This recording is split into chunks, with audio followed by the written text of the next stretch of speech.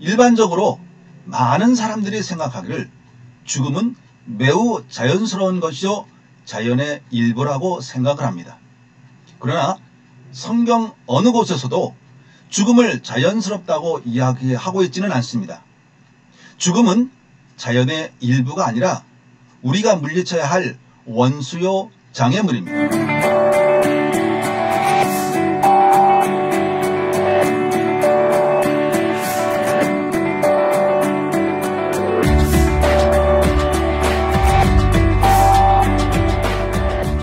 여러분 안녕하세요. 반갑습니다. 한수성 목사입니다.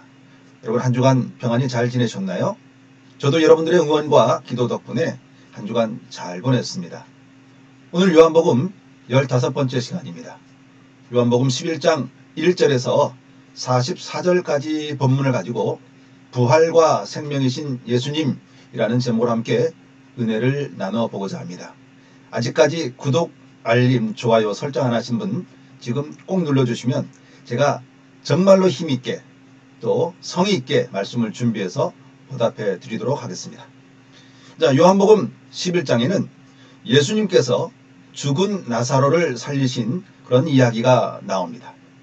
11장을 넘어서면서부터 요한복음은 순환설화, 즉 예수님께서 순환을 당하시는 이야기를 집중적으로 쓰고 있는데요.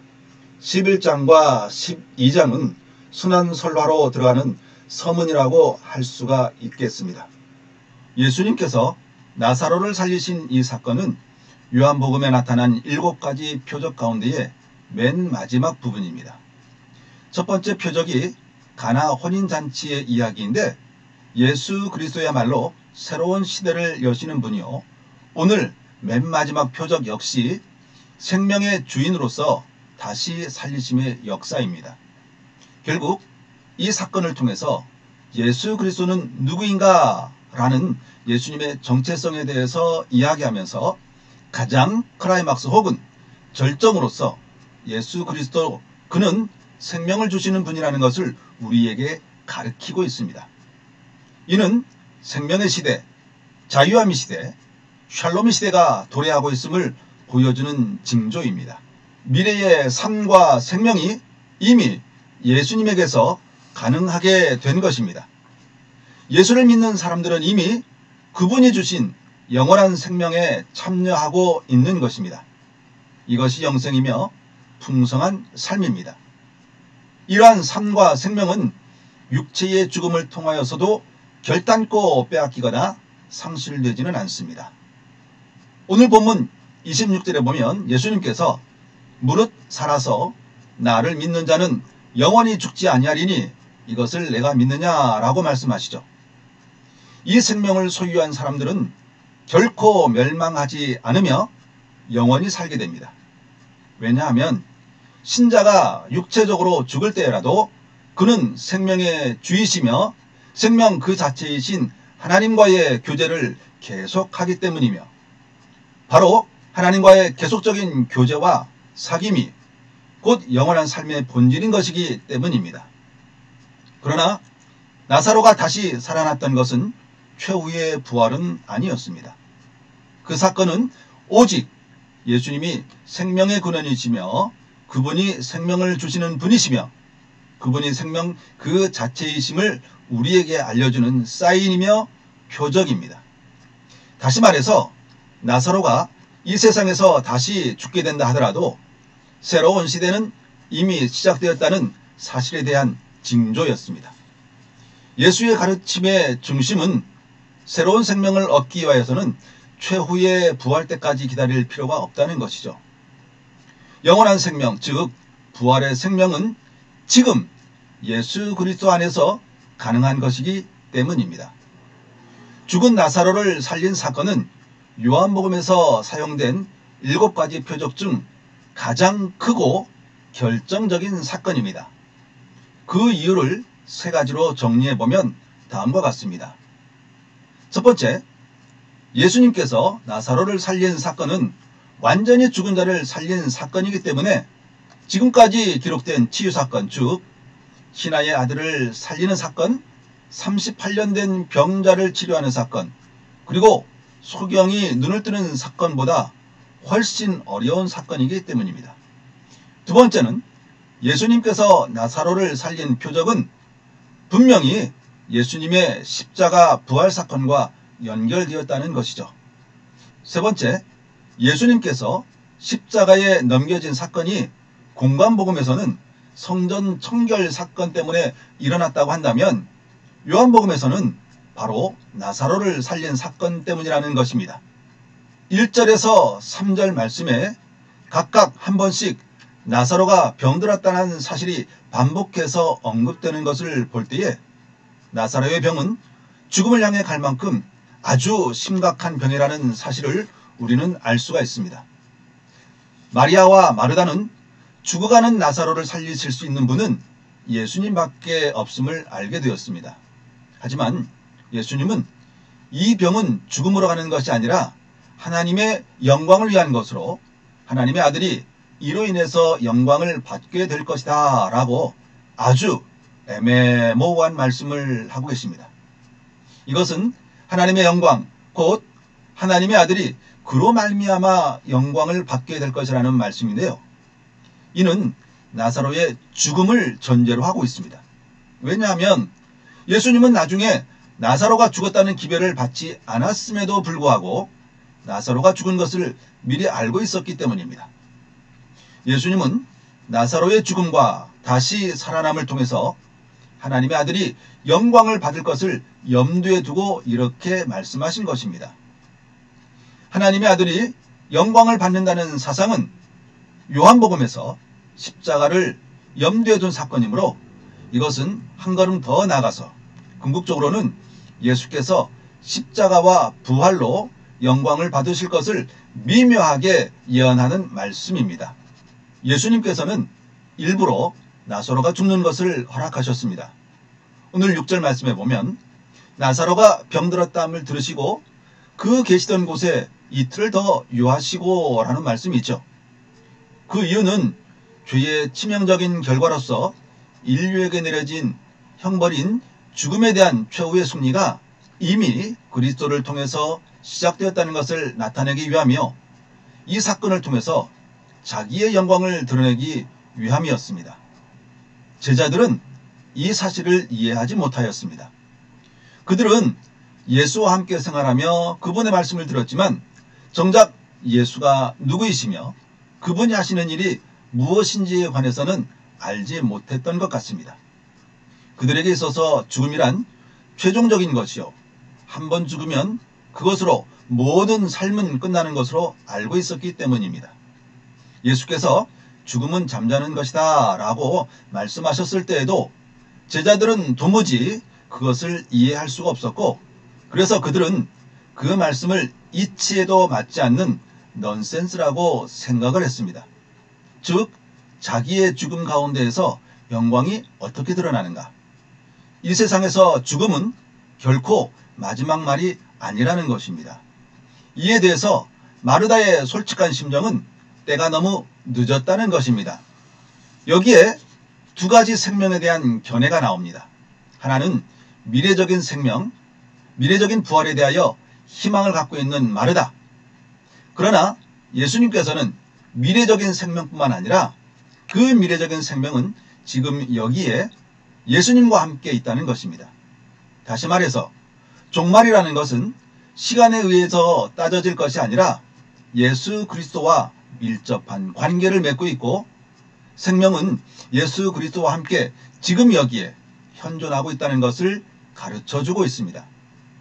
일반적으로 많은 사람들이 생각하기를 죽음은 매우 자연스러운 것이요 자연의 일부라고 생각을 합니다. 그러나 성경 어느 곳에서도 죽음을 자연스럽다고 이야기하고 있지는 않습니다. 죽음은 자연의 일부가 아니라 우리가 물리쳐야 할 원수요 장애물입니다. 즉 죽음이란 인류가 당면하게 되는 가장 무서운 세력이며 원수입니다. 죽음은 결코 미화되거나 찬양될 수 있는 대상이 아닙니다. 오히려 더 솔직히 말씀을 드린다면 죽음은 이 세상에서 가장 부자연스러운 것이라는 것이 성경의 가르침입니다. 다시 말해서 죽음이 인생에게 찾아온 그 누구도 피할 수 없는 존재로서 결코 인생의 한 부분이 아니라 우리가 물리치할 원수요, 대적자요, 장애물이라고 이야기하면서 죽음과 죄의 문제는 뗄래야 뗄 수 없는 밀접한 관계를 맺고 있다는 것이죠. 또 하나의 가르침은 죽음은 결코 인생에 있어서 마지막이 아니라는 것입니다. 이것이 성경의 반복적인 가르침입니다. 이 죽음에 대해서 빛이 이 세상에 왔으나 어두움이 깨닫지 못하고 오히려 더 반대하고 거절했다라는 요한복음 1장의 말을 기억할 것입니다. 결국 생명이라고 하는 것은 예수 그리스도에 대해서 어떻게 반응하느냐에 따라서 죽느냐 사느냐 또는 죄냐 아니면 온전한 삶이냐라는 것을 말씀해 주고 있습니다. 예수께서는 자기가 곧 부활이요 생명이라고 선언하고 있습니다. 그렇기 때문에 자기만이 사람을 죽음으로부터 깨어나게 할 수 있다고 말씀하는 것이죠. 이러한 이유 때문에 예수님께서는 우리 친구 나사로가 잠들었도다. 그러나 내가 깨우러 가노라 라고 말씀을 하셨습니다. 예수님께서 베다니로 왔을 때에는 이미 나사로가 죽은 지 나흘이나 되었습니다. 마르다는 예수님께 원망 어린 소리로 당신이 여기 계셨으면 나의 형제가 죽지 않았을 것입니다 라고 말하자 예수님은 그의 오라비가 다시 일어날 것이라고 말씀을 합니다. 23절에서 예수님께서 사용한 동사 다시 일어나다 아니스테미라는 이 단어는 요한복음에서 8번 사용되고 있는데요. 한 번만 제외하고 나머지 7번은 다 죽은 자 가운데서 부활하는 일과 관련해서 사용되고 있습니다. 예수님은 부활과 관련된 동사를 사용함으로써 나사로를 살리는 사건이 마지막 날에 있을 예수님 자신의 부활을 예고하고 있는 것입니다. 마르다는 예수님의 말씀을 그대로 받아 나사로의 부활이 마지막 날에 있을 것으로 오해를 했습니다. 마르다가 가지고 있었던 신앙은 마지막 날에 부활이 있을 것이며 이때의 죽음이 뒤바뀌게 될 것이라는 소망뿐이었습니다. 마르다와 예수님의 제자들 그리고 대부분의 유대인들은 모두가 한결같이 미래적 부활을 믿었습니다. 오직 사두개파 사람들만이 부활을 믿지 않았죠. 마르다는 오라비 나사로가 미래의 어느 날엔가 부활할 것이라는 사실을 결코 의심하지는 않았었습니다.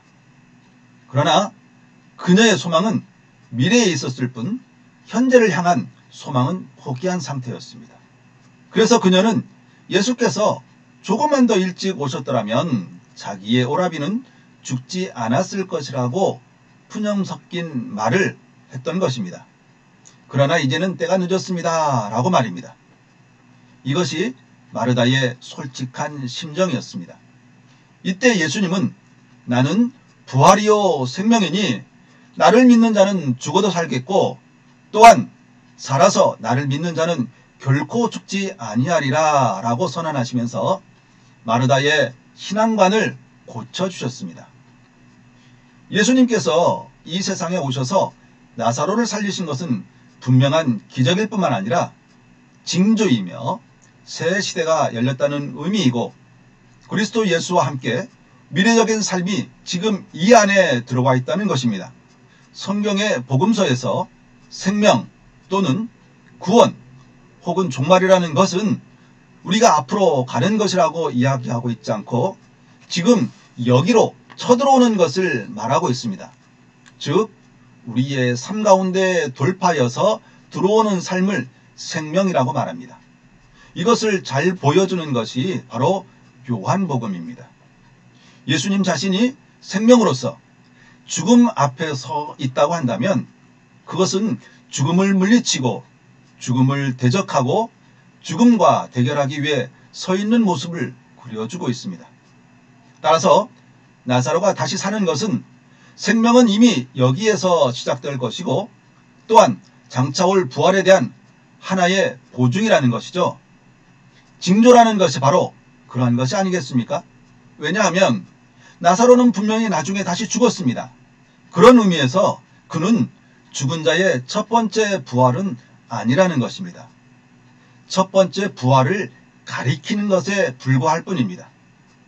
이것을 통해서 사람들은 장차 올 부활이 지금 여기에 죽음 앞에 선 생명 자체인 예수 그리스도와 함께 시작한다는 것을 알게 하는 사역 자체가 나사로의 부활 사건입니다.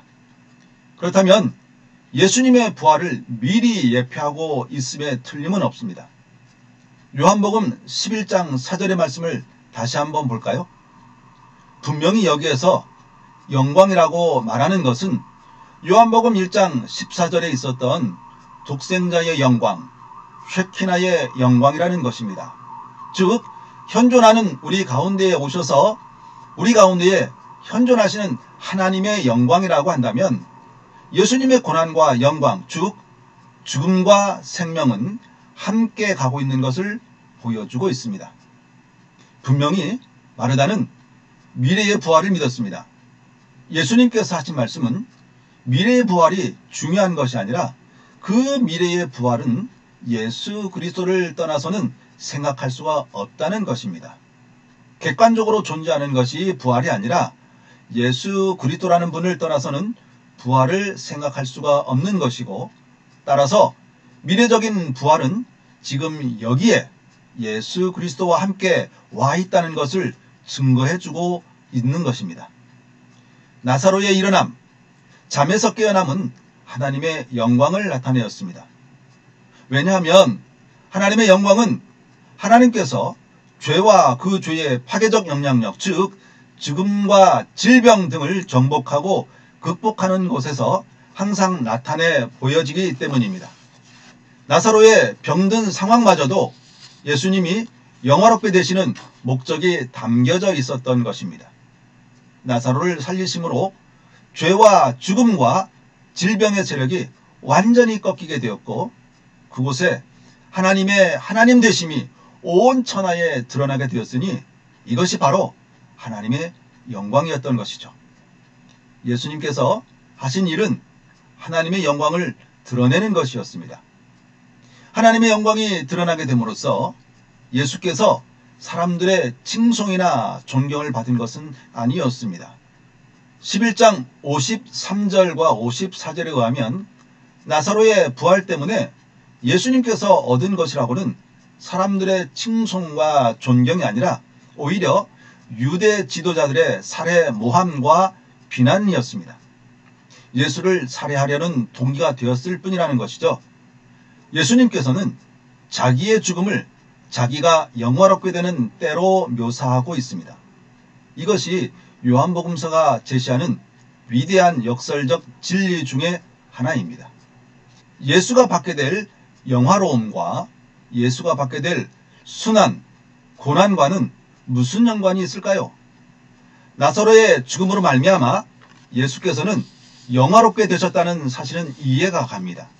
그러나 나사로가 다시 살게 된 사건은 오히려 예수께서 죽게 되는 결정적인 계기가 되었고, 그것이 바로 예수께서 받을 영화의 시작이 되었다는 것이죠. 이 신비한 아이러니는 성경의 중심 메시지를 형성하고 있습니다.